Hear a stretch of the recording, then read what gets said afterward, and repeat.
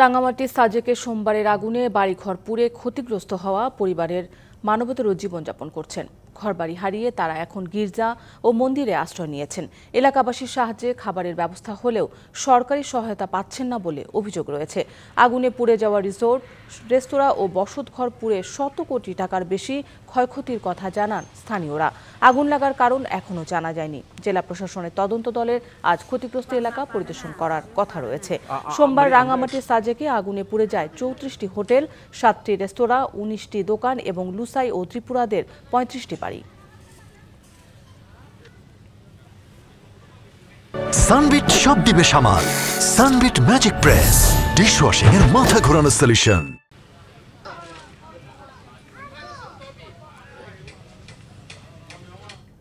সোমবার আগুনে পুড়ে ছাই হয়ে গেছে রাঙ্গামাটির সবচেয়ে জনপ্রিয় পর্যটন কেন্দ্র সাজেক। এ বিষয়ে আরও জানাতে সরাসরি যুক্ত হচ্ছেন আমাদের সহকর্মী সৈকত রঞ্জন চৌধুরী। সৈকত, আগুন লাগার কি কারণ এখনো কি জানা গেছে কিনা, আর যারা ক্ষতিগ্রস্ত পরিবার তাদের কি অবস্থা? আপনি যেমনটি বলছিলেন সেটি হচ্ছে যে সোমবারের যে অগ্নিকাণ্ডের ঘটনা ঘটেছে সাজেকের পর্যটন যে স্পটটা আছে সাজেক ভ্যালিতে, সেখানে মূলত সেই অগ্নিকাণ্ডের কারণ এখনো উদ্ঘাটন করা সম্ভব হয়নি। তবে এখানকার যারা স্থানীয় এবং প্রশাসনের লোকজনদের তারা বলার চেষ্টা করছেন যে সেটি বৈদ্যুতিক শর্ট সার্কিট থেকেই মূলত এই আগুনের সূত্রপাত হতে পারে। তবে সেটি এখনো পর্যন্ত নিশ্চিত নয়। তবে অনেকেই বলার চেষ্টা করছেন যে এটি নাশকতা কিনা। তবে প্রশাসন এবং আমরা গতকালকেও বাগাই হাট জোনের জোন কমান্ডারের সাথেও কথা বলেছি, তিনিও যেটি বলেছেন যে সেটি নাশকতার কোনো সম্ভাবনা নেই, তারা সেটিকে নাশকতা দেখছেন না, হয়তো অসতর্কতা বশত কোনো কারণে হয়তো সেই আগুনের সূত্রপাত হতে পারে বলে তিনি জানিয়েছেন। তবে অনেকটা নাশকতার বিষয়টি উড়িয়ে দিচ্ছেন প্রশাসন।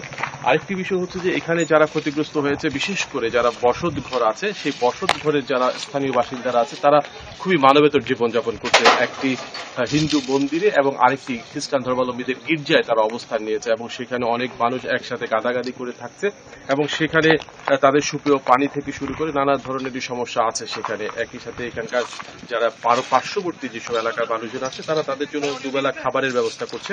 মূলত এভাবেই তারা দিন যাপন করছে এবং অনিশ্চিত একটা ভবিষ্যতের দিকে নিয়েই তারা মূলত তাদের দিন পার করছে বলে তারা জানিয়েছে। আরেকটি বিষয় যে সেটা হচ্ছে এই অগ্নিকাণ্ডের ঘটনায় যে তদন্ত কমিটি করা হয়েছে, সেই তদন্ত কমিটির টিম আজকে সাজেক এই যে ক্ষতিগ্রস্ত এলাকা সেটি পরিদর্শন করার কথা রয়েছে এবং তারা আজকে সকাল নাগাদ তারা এই পর্যটন স্পটে এসে তারা মূলত এই অগ্নিকাণ্ডের কারণ সম্পর্কে যে তদন্ত কমিটি তারা সেটি পরিদর্শন করবেন।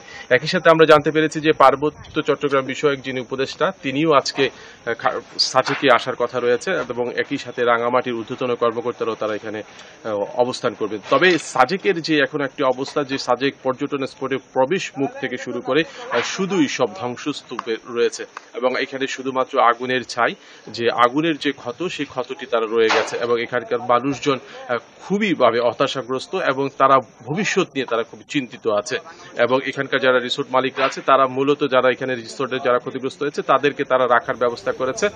তবে তারা এখানকার যারা ক্ষতিগ্রস্ত হয়েছে তারা সকলেই সরকারের পৃষ্ঠপোষকতা এবং সহায়তা প্রত্যাশা করছে।